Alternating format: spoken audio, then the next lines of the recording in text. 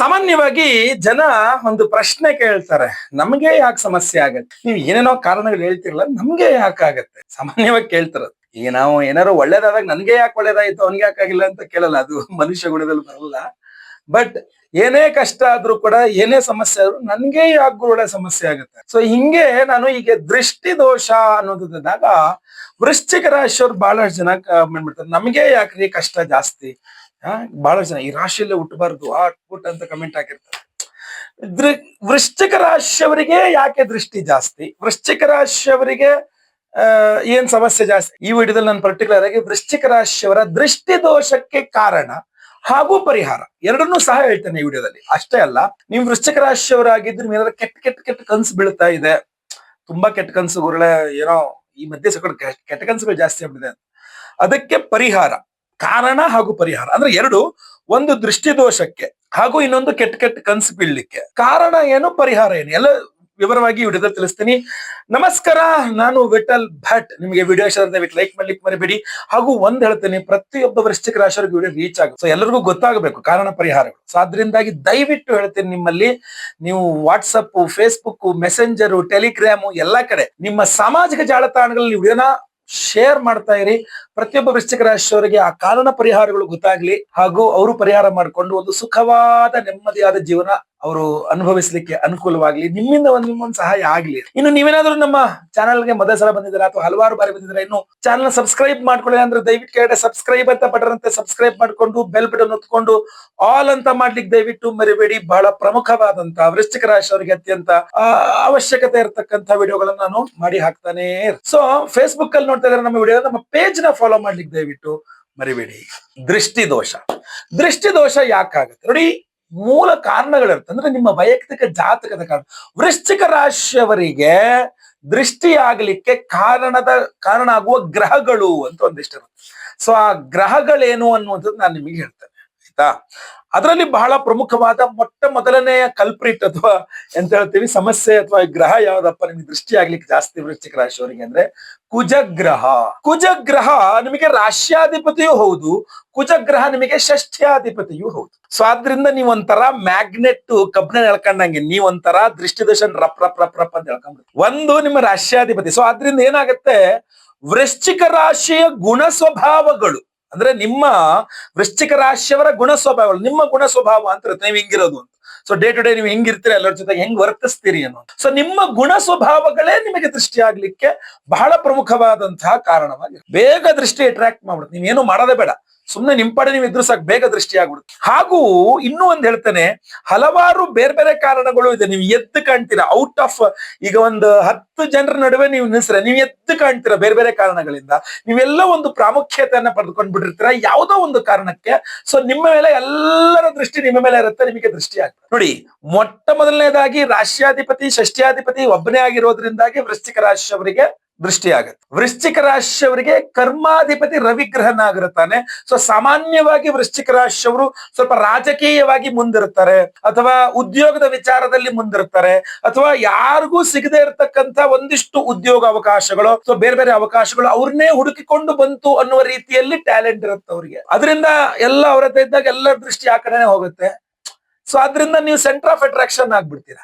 So ರವಿಗ್ರಹನು ನಿಮಗೆ ಅಂದ್ರೆ ನಿಮ್ಮ ಉದ್ಯೋಗವು, ನೀವು ಮಾಡುವ ಉದ್ಯೋಗ, ನಿಮ್ಮ ಹವ್ಯಾಸ, ನೀವು ಮಾಡುವ ವ್ಯವಹಾರಗಳು ಅದು ನಿಮಗೆ ದೃಷ್ಟಿ ಆಗ್ಲಿಕ್ಕೆ ಕಾರಣವಾಗ್ಬಿಡುತ್ತೆ. ಜೊತೆಗೆ ಕುಜನ ದೃಷ್ಟಿ ಅಂದ್ರೆ ನಿಮ್ಮ ವೈಯಕ್ತಿಕ ಜಾತಕದಲ್ಲಿ ಕುಜ ಎಲ್ಲಿದ್ದಾನೆ, ಹಾಗೂ ಕುಜನ ದೃಷ್ಟಿ ಯಾವ ಒಂದು ಮನೆಯ ಮೇಲಿದೆ, ನಿಮ್ಮ ಜನ್ಮ ರಾಶಿಯಿಂದ ಜನ್ಮ ಲಗ್ನದಿಂದ, ಅದೂ ಸಹ ಕಾರಣ ಆಗ್ಬಿಟ್ಟಿರುತ್ತೆ ನಿಮಗೆ ದೃಷ್ಟಿ ಆಗ್ಲಿ. ನಿಮ್ಮ ಜನ್ಮ ಜಾತಕದಲ್ಲಿ ಕುಜನ ದೃಷ್ಟಿ ಏನಾದ್ರೂ ಸಪ್ತಮಕ್ಕಿತ್ತು ಅಂದ್ರೆ ಮದುವೆ ವಿಚಾರದಲ್ಲಿ ದೃಷ್ಟಿ ಆಗ್ಬಿಡುತ್ತೆ. ವೃಶ್ಚಿಕ ರಾಶಿಯವರಿಗೆ ಸಪ್ತಮಾಧಿಪತಿಯೇ ಶುಕ್ರ.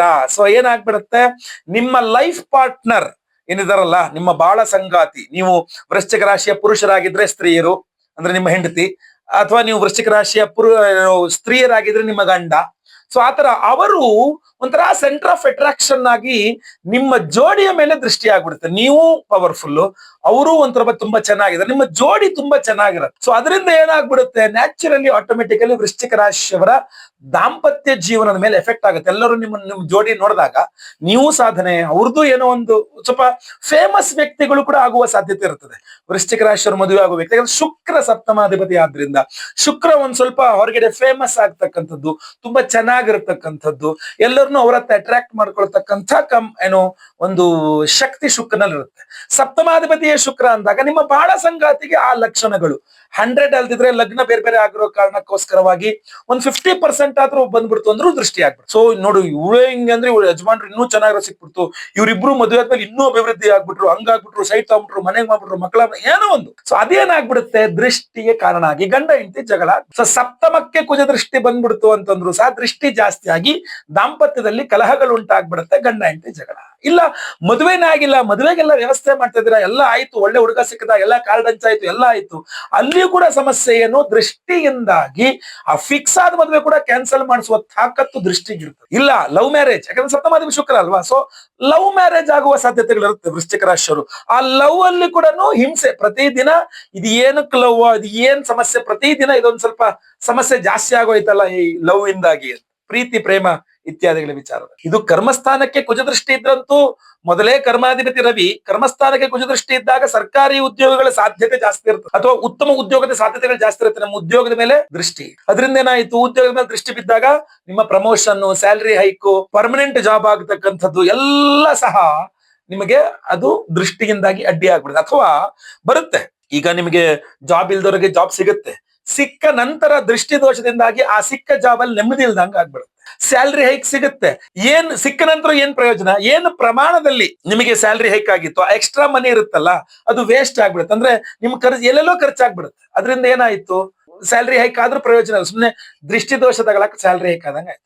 ಪ್ರಮೋಷನ್ ಸಿಗುತ್ತೆ, ಸಿಕ್ಕ ನಂತರ ಕೂತ್ಕೊಂಡು ಕುರ್ಚಿ ಹಾಕೊಂಡು ಕಿರೀಟ ಎಲ್ಲ ಮುಳ್ಳಿನ ಕಿರೀಟ, ಮುಳ್ಳಿನ ಕುರ್ಚಿಯಲ್ಲಿ ಆದ್ರೆ ಎಷ್ಟು ದೊಡ್ಡ ಹುದ್ದೆ ಆದ್ರೆ ಏನ್ ಪ್ರಯೋಜನ, ನಿಮ್ಗೆ ಅಲ್ಲಿ ಫುಲ್ ಮುಳ್ಳಿನಲ್ಲೇ ತುಂಬಿಕೊಂಡಿದೆ ಅಂತ ಆದ್ರೆ ಎಲ್ಲರೂ ನಿಮ್ಗೆ ಚುಚ್ಚಲಿಕ್ಕೆ ನೋಡ್ತಾ ಇದಾರೆ, ನಿಮ್ಮನ್ನ ಕೆಳಗಿಳಿಸ್ಲಿಕ್ಕೆ ನೋಡ್ತಾ ಇದಾರೆ, ನಿಮಗೆ ತೊಂದರೆ ಕೊಡ್ಲಿಕ್ಕೆ ನೋಡ್ತಾ ಇದಾರೆ ಅಂದ್ರೆ ಅಂತಹ ಹುದ್ದೆ ಸಿಕ್ಕು ಪ್ರಯೋಜನ ಏನು ಅಲ್ವಾ. ಸೊ ದೃಷ್ಟಿ ಅಲ್ಲ ನಿಮಗೆ ನಿಮ್ಮ ಉದ್ಯೋಗವನ್ನ ಡಿಸ್ಟರ್ಬ್ ಮಾಡ್ಬಿಡುತ್ತೆ, ನಿಮ್ಮ ಬಿಸ್ನೆಸ್, ನಿಮ್ಮ ಲಾಭಸ್ಥಾನ ಅಂದ್ರೆ ಕನ್ಯಾ ರಾಶಿಯ ಮೇಲೆ ಏನಾದ್ರು ಕುಜನ ದೃಷ್ಟಿ ಬಿತ್ತು ನಿಮ್ಮ ವೈಯಕ್ತಿಕ ಜಾತಕದಲ್ಲಿ ವೃಶ್ಚಿಕ ರಾಶಿಯವರಿಗೆ ಅಂತಂದ್ರೆ, ಗೋಚಾರ ಅಥವಾ ವೈಯಕ್ತಿಕ ಜಾತಕ ಏನ್ ಬೇಕಾಗಿರ್ಲಿ, ಸೊ ಅಲ್ಲಿ ದೃಷ್ಟಿಯಾಗಿ ನಿಮ್ಮ ಬಿಸ್ನೆಸ್ ಹಾಳಾಗುತ್ತೆ. ತುಂಬಾ ಚೆನ್ನಾಗಿ ವ್ಯಾಪಾರ ಮಾಡ್ರಿ, ತುಂಬಾ ಚೆನ್ನಾಗಿ ಎಲ್ಲ ಎದ್ದು ಬಿಟ್ಟಿರ್ತದೆ, ಸೂಪರ್ ಅನ್ಕೊಂಡಿರ್ತೀರಾ, ಅದೇ ಟೈಮಿಗೆ ಕರೆಕ್ಟ್ ಆಗಿ ಏನಾಗುತ್ತೆ, ದೃಷ್ಟಿಯಾಗಿ ವ್ಯಾಪಾರ ಎಲ್ಲ ನಿಂತು ಹೋಗ್ಬಿಡುತ್ತೆ, ಬಿಸ್ನೆಸ್ ಎಲ್ಲ ನಿಂತು ಹೋಗ್ಬಿಡುತ್ತೆ. ಸೊ ಡಲ್ ಆಗ್ಬಿಡುತ್ತೆ, ಬರ್ಬೇಕಾದ ಆರ್ಡರ್ಗಳು ಬರಲ್ಲ, ಕ್ಲಿಯರ್ ಮಾಡಿದ ಆರ್ಡರ್ಗಳದ್ದು ಪೇಮೆಂಟ್ಗಳು ಸ್ಟಕ್ ಆಗ್ಬಿಡುತ್ತೆ, ತುಂಬಾ ಟೆನ್ಷನ್ ಆಗ್ಬಿಡುತ್ತೆ. ಸೊ ಇದು ಒಂದು ದೃಷ್ಟಿ ನಿಮ್ಮನ್ನೆಲ್ಲ ಡಿಸ್ಟರ್ಬ್ ಮಾಡ್ತಾ ಇರುತ್ತೆ ಹಲವಾರು ಕಾರಣದಿಂದ. ನಿಮ್ಗೇನ್ ಬಿಡ್ರಿ, ಒಳ್ಳೆ ಗಟ್ಮುಟ್ ಕಲ್ಲು ಆಳಿದ್ದಂಗೆ, ನಿಮ್ಗೆ ಯಾವ ರೋಗ ರಚನೆ ಬಿಡ್ರಿ ನೀವು ಅದೃಷ್ಟವಂತರು ಅಂತಾರೆ. ಮರುದಿನ ಬೆಳಗ್ಗೆ ನೀವು ಜಾರ್ ಬಿದ್ದು ಅಥವಾ ಮತ್ತೊಂದೇನೋ ಆಗೋ ಹೊಟ್ಟೆನೋ ಮತ್ತೊಂದು ಏನೋ ಒಂದು ರೋಗ ಶುರುವಾಗ್ಬಿಡುತ್ತೆ, ಆರೋಗ್ಯ ಬಾಧೆ ಶುರುವಾಗ್ಬಿಡುತ್ತೆ. ದೃಷ್ಟಿಯಿಂದ ಆರೋಗ್ಯ ಬಾಧೆ ಬಹಳ ಪ್ರಮುಖವಾಗಿ ಅದಕ್ಕೆ ಹೇಳ್ತಾ ಇರತ್ತೆ ನಾನು, ಏನೋ ಹೊಟ್ಟೆ ನೋವಿಗೆ ಔಷಧಿ ಇದೆಯಪ್ಪ, ಹೊಟ್ಟೆ ಕಿಚ್ಚಿಗೆ ಔಷಧಿ ಇಲ್ಲ.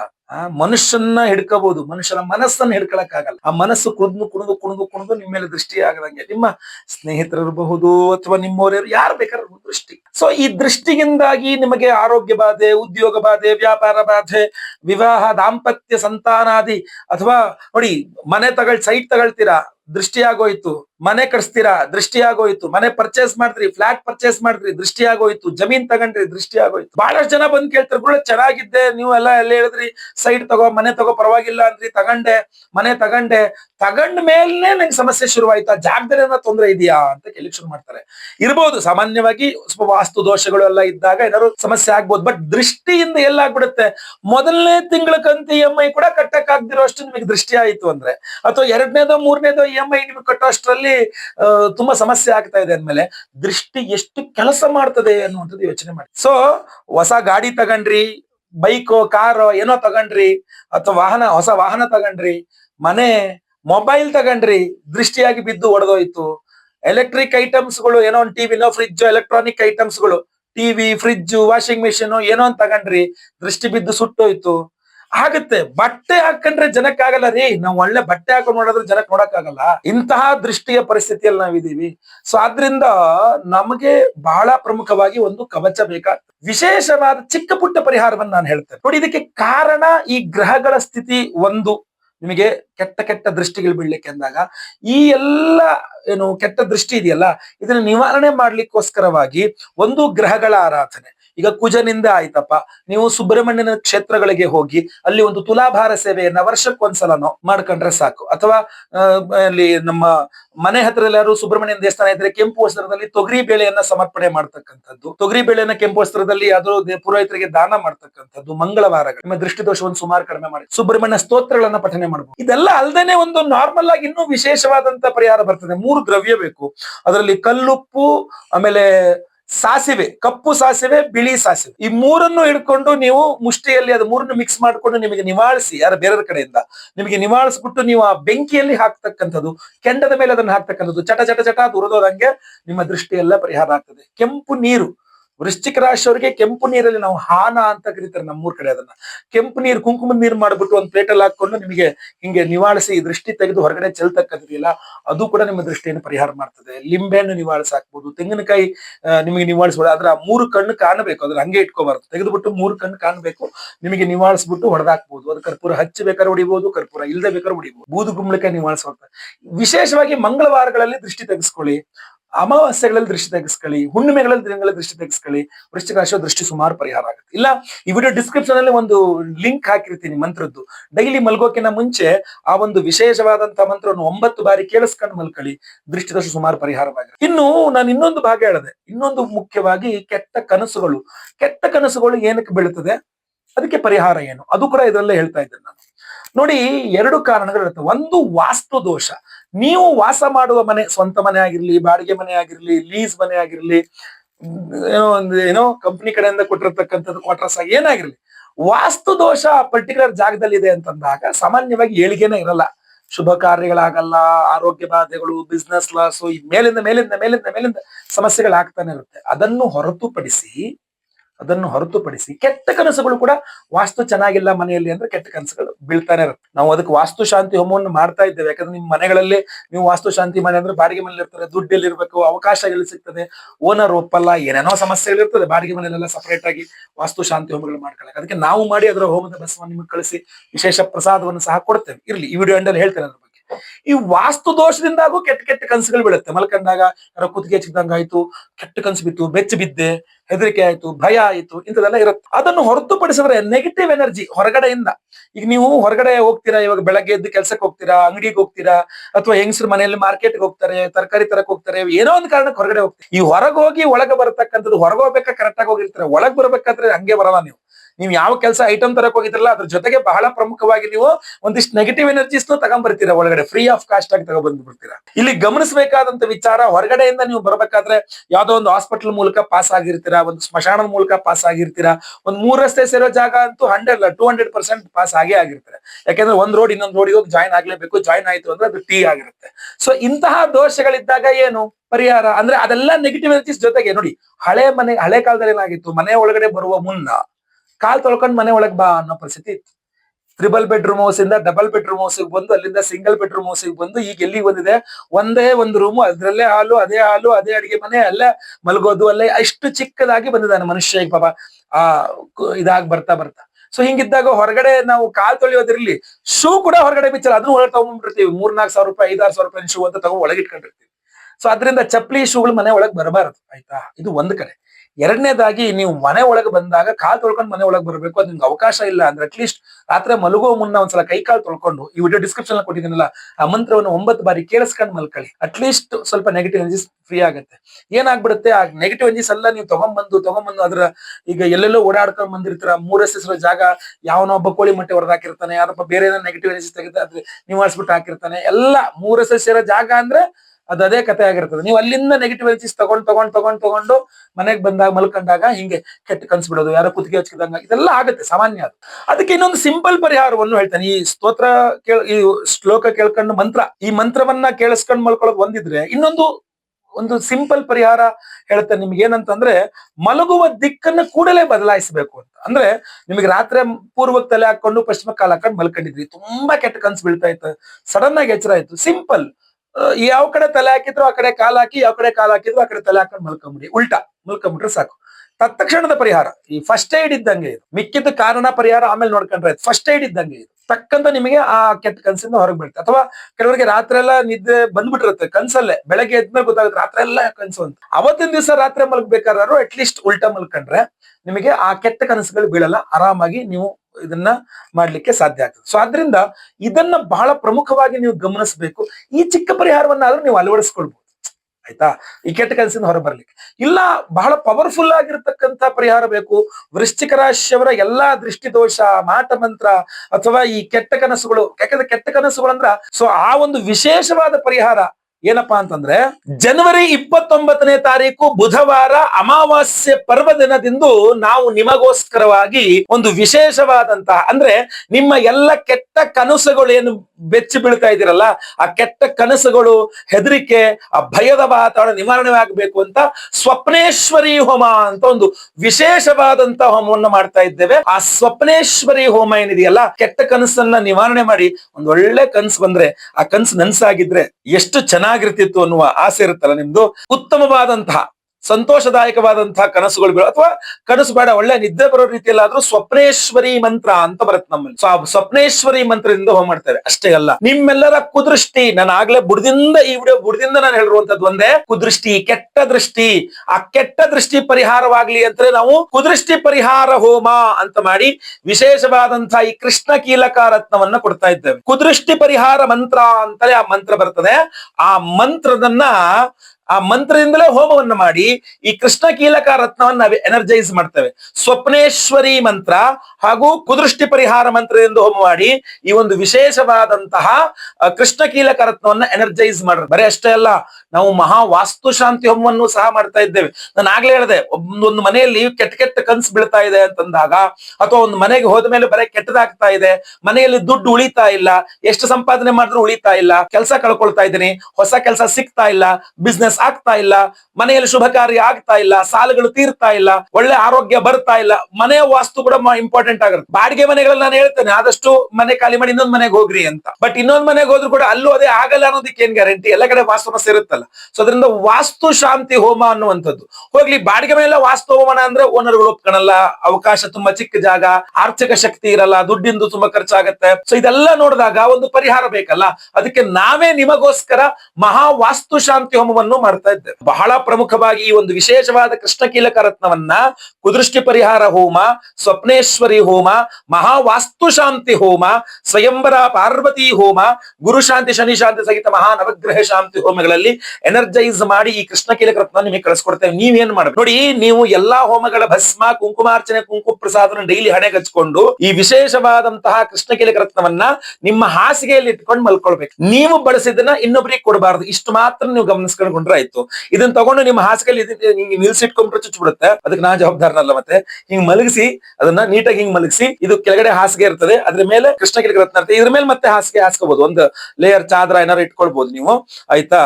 ರಗ್ ಬೆಡ್ಶೀಟ್ ಇರೋದ್ರ ಮೇಲೆ ಒಂದು ಇದು ಬರ್ಬೋದು, ಪರವಾಗಿಲ್ಲ. ಅಥವಾ ದಿಂಬಿನ ಕೆಳಗಡೆ ಇಟ್ಕೊಂಡ್ರು ಆಗತ್ತೆ, ಆಯ್ತಾ. ಇದನ್ನ ನೀವು ಇದ್ರ ಮೇಲೆ ನೀವು ಹಿಂಗ್ ಮಲ್ಕೊಂಡಾಗ ಏನಾಗುತ್ತೆ, ರಾತ್ರಿಯಿಂದ ಬೆಳಗ್ಗೆ ತನಕ ನಿಮ್ಮ ಬಾಡಿಯಲ್ಲಿರುವಂತ ಎಲ್ಲಾ ನೆಗೆಟಿವ್ ಎನರ್ಜೀಸ್ ನಿವಾರಣೆ ಮಾಡುತ್ತೆ. ಆರಾ ಅಂತೀವಿ, ಆರಾ ಕ್ಲೆನ್ಸಿಂಗ್ ಅಂತ. ಸೂಕ್ಷ್ಮ ಶರೀರ ಅಂತ ಇರುತ್ತೆ, ಇದು ಮಾಮೂಲಿ ಶರೀರ, ಇದ್ರ ಮೇಲೆ ಮತ್ತೆ ಪುನಃ ನಿಮ್ಗೆ ಸೂಕ್ಷ್ಮ ಶರೀರ ಅಂತ ಇರುತ್ತೆ.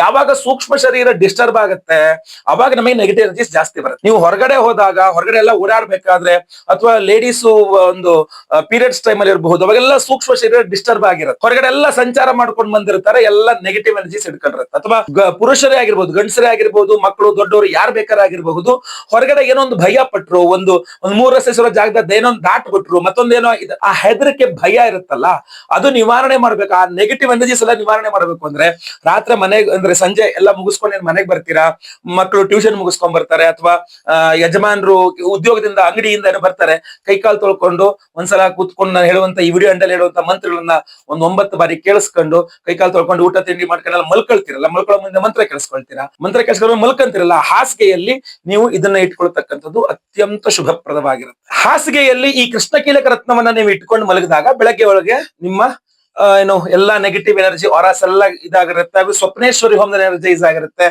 ಕೆಟ್ಟ ಕೆಟ್ಟ ಕನ್ಸುಗಳು ಬೀಳಲ್ಲ, ಬೆಚ್ಚ ಬೀಳೋದಾಗೋದಿಲ್ಲ. ಸೊ ಇದೆಲ್ಲ ಸ್ವಲ್ಪ ನಿಮ್ಗೆ ಅನುಕೂಲ ಆಗುತ್ತೆ. ಇದ್ರ ಜೊತೆಗೆ ಇನ್ನೂ ಪ್ರಮುಖವಾಗಿ ಬೆಳಗ್ಗೆ ಎದ್ದಾಗ ಒಂದು ಫ್ರೆಶ್ ಆಗಿರುತ್ತೆ ಮೈಂಡ್. ಎದ್ದ ಸ್ನಾನ ಮಾಡ್ದ, ದೇವ್ರಿಗೆ ಒಂದು ಪೂಜೆನ ಮಾಡ್ದ, ಸ್ತೋತ್ರ ಇದೆ ಓಟ ಪಠನೆ ಮಾಡ್ಕೊಂಡ ನಿಮ್ಮ ಉದ್ಯೋಗಕ್ಕೋ, ಜಾಬ್ಗೋ ಅಥವಾ ಬಿಸ್ನೆಸ್ಗೋ, ನಿಮ್ಮ ವ್ಯಾಪಾರ ವ್ಯವಹಾರಗಳು ಇಲ್ಲಿಂದ ನಿಮ್ಮ ಕೆಲಸದ ಮೇಲೆ ನೀವು ಹೋಗ್ಬೋದು. ನಿಮ್ ಕೆಲಸದ ಮೇಲೆ ರಾತ್ರಿ ಎಲ್ಲ ನೆಗೆಟಿವ್ ಎನರ್ಜಿಸ್ ಇದನ್ನ ಸಕ್ ಮಾಡಿರುತ್ತೆ. ಎಲ್ಲ ಫುಲ್ ನಿಮ್ಮ ನೆಗೆಟಿವ್ ಎನರ್ಜಿಸ್ ನಿವಾರಣೆ ಆಗುತ್ತೆ. ಹೋದ ವರ್ಷ ನಾನು ಇದನ್ನ ಕೊಟ್ಟಿದ್ದೆ. ಹೋದ ವರ್ಷ ತಗೊಂಡಿರತಕ್ಕಂಥವ್ರಿಗೆಲ್ಲ ಅನುಭವಕ್ಕೆ ಬಂದಿರುತ್ತೆ ತುಂಬಾ ಚೆನ್ನಾಗಿ. ಹಾಗೂ 6 ತಿಂಗಳು 1 ವರ್ಷ ಆಗೋಯ್ತು ಅಂದ್ರೆ ಅದ್ರ ಪವರ್ ಡೌನ್ ಆಗಿರುತ್ತೆ. ಸೊ ಮತ್ತೆ ಪುನಃ ನೀವು ಈಕೆ ಸಂಕಲ್ಪ ಸೇವೆಗೆ ಹೆಸರು ಕೊಟ್ಕೊಂಡು ಇನ್ನೊಂದ್ಸಲ ಮತ್ತೊಂದು ತೆಗೆದುಕೊಳ್ಬಹುದು. ಅದು ಒಂದು ವಿಚಾರ ನೆನ್ಪಿಟ್ಕೊಳ್ಬೇಕು, ಒಬ್ಬರು ಬಳಸಿದ್ದನ್ನ ಮತ್ತೊಬ್ರು ಬಳಸುವಂಗಿಲ್ಲ. ಒಬ್ಬರ ಆರಾ ಇನ್ನೊಬ್ರು ಆರಾ ಡಿಫ್ರೆಂಟ್ ಆಗಿರುತ್ತೆ, ಬೇರೆ ಬೇರೆ ಇರುತ್ತೆ. ಸೊ ಅದರಿಂದ ಈಗ ಅಪ್ಪ ಬಳಸಿದರೆ ಅಂದ ತಕ್ಷಣ ಅದನ್ನೇ ಅಮ್ಮ ಬಳಸೋದಿರ್ಬೋದು, ಅಥವಾ ಗಂಡ ಬಳಸಿದ್ನ ಹೆಂಡತಿ ಬಳಸೋದಿರ್ಬೋದು, ಅಥವಾ ಇವರಿಬ್ಬರು ಬಳಸಿದ್ನ ಮಕ್ಕಳಿಗೆ ಕೊಡೋದಿರ್ಬೋದು. ಮಾಡಬಾರ್ದು. ಅಣ್ಣಂದು ತಮ್ಮನಿಗೆ, ತಮ್ಮಂದು ಅಣ್ಣನಿಗೆ, ಅಕ್ಕಂದು ತಮ್ಮನಿಗೆ, ತಮ್ಮಂದು ಅಕ್ಕನಿಗೆ, ಅಣ್ಣಂದು ತಂಗಿಗೆ, ತಂಗಿದು ಅಣ್ಣಂಗೆ, ಈ ತರ ಯಾವ್ದು ಸಹ ಮಾಡಬಾರದು. ಒಬ್ರು ಒಂದು ದಿವಸ ರಾತ್ರಿ ಇದ್ರ ಮೇಲೆ ಮಲಗಿದ್ರು ಅಂದ್ರೆ ಅವರ ಆರಾಗೆ ಇದು ಅಟ್ಯಾಚ್ ಆಗ್ಬಿಡುತ್ತೆ. ಸೊ ಅವರ ಆರಾ ಇದೀಗ ಏನು ಸೆಟ್ ಆಗೋದ್ರಿಂದಾಗಿ ಮತ್ತೆ ಇನ್ನೊಬ್ರು ಆರಾ ಆಗಿದ್ರೆ ಡಿಸ್ಟರ್ಬ್ ಆಗುತ್ತೆ, ಅದು ಉಲ್ಟಾ ಆಗ್ಬಿಡುತ್ತೆ. ಸೊ ಅದರಿಂದ ಆಗ್ಬಾರದು ಅಷ್ಟೇ. ಈ ಎಲ್ಲ ವಿಶೇಷವಾದಂತಹ ಹೋಮಗಳಿಗೆ ಸಂಕಲ್ಪ ಸೇವೆಗೆ ಹೆಸರು ಕೊಡ್ತಕ್ಕಂಥವ್ರು ಸ್ಕ್ರೀನ್ ಮೇಲೆ ಕಾಣುವಂತ ನಂಬರ್ಗೆ ದಯವಿಟ್ಟು ನಿಮ್ಮ ಹೆಸರು, ಗೋತ್ರ ಗೊತ್ತಿದ್ರೆ ಗೋತ್ರ, ನಕ್ಷತ್ರ ಗೊತ್ತಿದ್ರೆ ನಕ್ಷತ್ರ, ನಿಮ್ಮ ರಾಶಿ ಹಾಗೂ ನಿಮ್ಮ ವಿಳಾಸ ವಾಟ್ಸ್ಆಪ್ ಮಾಡ್ಕೊಳ್ಳಿ. ಲೈವ್ ಅಲ್ಲಿ ನಾವು ನಿಮ್ಮ ಹೆಸರು ಸಂಕಲ್ಪ ಮಾಡ್ತೇವೆ. ನಾನೇ ಖುದ್ದು ಲೈವ್ ಅಲ್ಲಿ ನಿಮ್ಮ ಹೆಸರು ಸಂಕಲ್ಪ ಮಾಡೋದು ನೀವು ನೋಡಬಹುದು ಸಹ ನೀವು. ಅದೇ ರೀತಿಯಲ್ಲಿ ಎಲ್ಲಾ ಹೋಮಗಳು ಸಹ ಲೈವ್ ಅಲ್ಲಿ ಇರುತ್ತೆ. ಎಲ್ಲಾ ಹೋಮಗಳಾಗೋದು ಲೈವ್ ಅಲ್ಲಿ ನೋಡ್ತೀರಾ. ಪ್ರಸಾದ ನಿಮಗೆ ನಾವು ಸ್ಪೀಡ್ ಪೋಸ್ಟ್ ಮೂಲಕ ನಾವು ಕಳಿಸ್ಕೊಟ್ಬಿಡ್ತೇವೆ. ಸೊ ಅದರಿಂದಾಗಿ ಸಂಕಲ್ಪ ಸೇವೆಗೆ ಬೇಗ ಹೆಸರು ಕೊಟ್ಕೊಳ್ಳಿ. ಹಾಗೂ ಈ ವಿಡಿಯೋ ಅಂಡರ್ ಬರ್ತಕ್ಕಂಥ ಮಂತ್ರವನ್ನು ಸಹ ದಿನ ಕೇಳಿಸ್ಕೊಳ್ತಾ ಇರಿ. ಎಲ್ಲರ ದೃಷ್ಟಿದೋಷ, ಮಾಟಮಂತ್ರ ಅಥವಾ ಕೆಟ್ಟ ಸ್ವಪ್ನಗಳಿರ್ಬೋದು, ವಾಸ್ತುದೋಷ ಇರಬಹುದು, ಏನೇ ಸಮಸ್ಯೆಗಳಿರ್ಬೋದು, ಅದೆಲ್ಲವೂ ಸಹ ಪರಿಹಾರವಾಗ್ಲಿ, ಒಳ್ಳೇದಾಗ್ಲಿ. ಮುನ್ನೋಡಿಯಲ್ಲಿ ಮತ್ತೆ ಪುನಃ ಸಿಗ್ತಾನೆ. ಎಲ್ಲರಿಗೂ ಸಹ ಒಳ್ಳೇದಾಗ್ಲಿ. ಲೋಕ ಸಮಸ್ತ ಸುಖಿನೋ ಭವಂತು. ನಾರಾಯಣ ನಾರಾಯಣ ನಾರಾಯಣ.